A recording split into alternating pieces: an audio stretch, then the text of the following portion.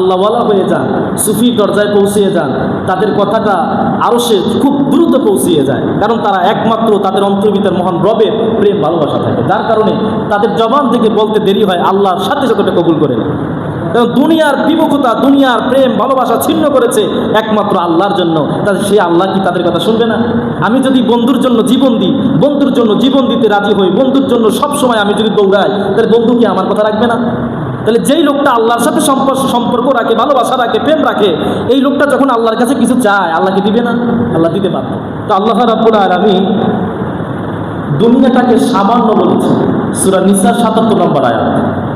আল্লাহ তাআলা এত বড় দুনিয়াটাকে তিনি বলেছেন এটা আখিরাতের তুলনায় একেবারেই সামান্য।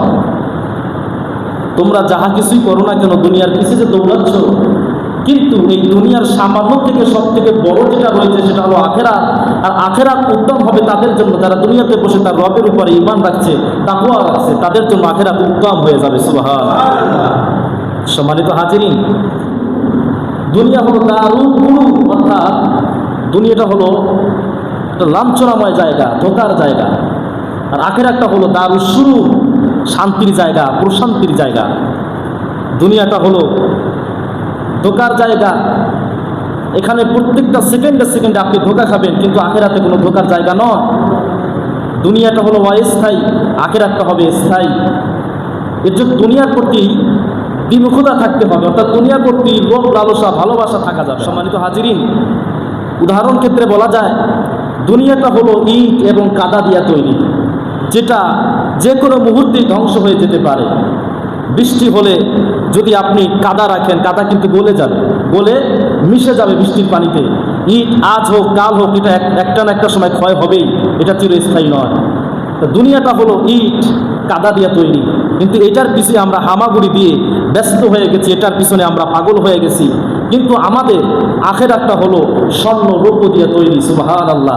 কিন্তু আমরা জানি আখিরাতটা স্বর্ণ রৌপ্য দিয়ে তৈরি, তারপরে আমরা আখিরাতমুখী হচ্ছি না, দুনিয়ামুখী হচ্ছি। কারণ কি? দুনিয়াটা ক্ষণস্থায়ী, এখানে কেউ থাকবে না, এটা আমরা সবাই জানি। তারপরে আমরা কেন দুনিয়ার পিছিয়ে এত লোভ লালসা, এত ভালোবাসা কেন আমাদের? এটার একটাই কারণ হলো প্রত্যেকটা সেকেন্ড মুহূর্তে শয়তান আমাকে অচেনা দিচ্ছে। দুনিয়ার বিমুখতা কাকে বলে?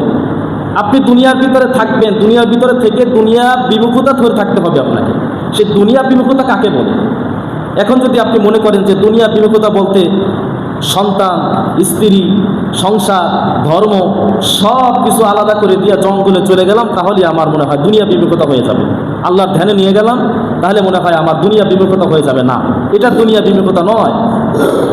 আপনাকে হাট বাজারে সংসার, সন্তান, ছেলে মেয়ে, ভাই বোন, মা বাবা, এভরিথিং, পৃথিবীর সব কিছুর ভিতর দিয়েই আপনাকে আল্লাহ রাব্বুল আলামিনের উপর চলতে হবে, নবীর সুন্নাত মোতাবেক নিজেকে চলতে হবে, আল্লাহর হুকুম মান্য করতে হবে।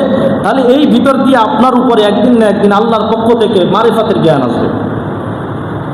কিন্তু সংসার ধর্ম ছেড়ে দিয়ে যদি জঙ্গলে যায় ধ্যানমগ্ন করে যে না আমি দুনিয়া বিমুখতা হয়ে গেলাম, এটা দুনিয়া বিমুখতা হবে না। এটার জন্য আল্লাহর কাছে আপনাকে জবাবদিহিতা দিতে হবে।